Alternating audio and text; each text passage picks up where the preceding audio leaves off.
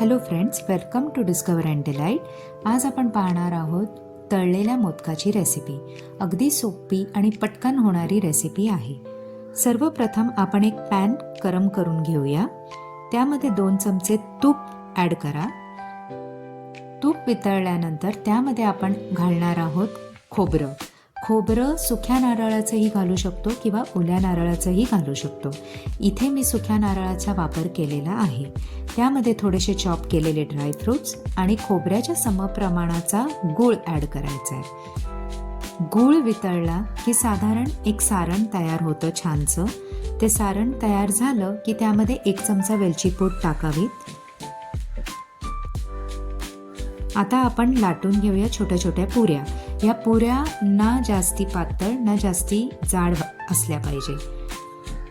त्या पुऱ्यांमध्ये सारण भरून आपण त्याला छानसा मोदकाचा एक आकार देऊ. अशा प्रकारे आपण टर्न करून मोदक तयार करणार आहोत. सुरुवातीला हे फार कठीण जरी वाटलं तरी करायला फार सोपं आणि अगदी पटकन होणारी रेसिपी आहे. आपण दर संकष्टी चतुर्थीला सुद्धा हे करू शकतो. तर अशा प्रकारे आपण 11 किंवा 21 मोदक तयार करून घ्यायचे आहेत. मी इथे 11 मोदक आणि 1 करंजी तयार केलेली आहे. आता कढईत तेल किंवा तूप घेऊन त्यामध्ये हे मोदक छान असे खरपूस तळून घ्यायचे आहेत. आलटून पालटून दोन्ही बाजूनी तळून घ्यायचे आहे.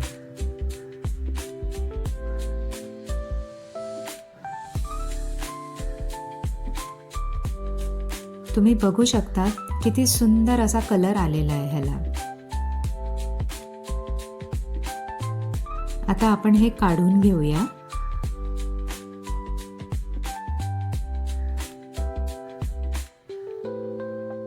आणि अशाच प्रकारे बाकी सर्व मोदक आपण तळून घेऊया. तर तयार झालंय आपल्या नैवेद्याचं ताट.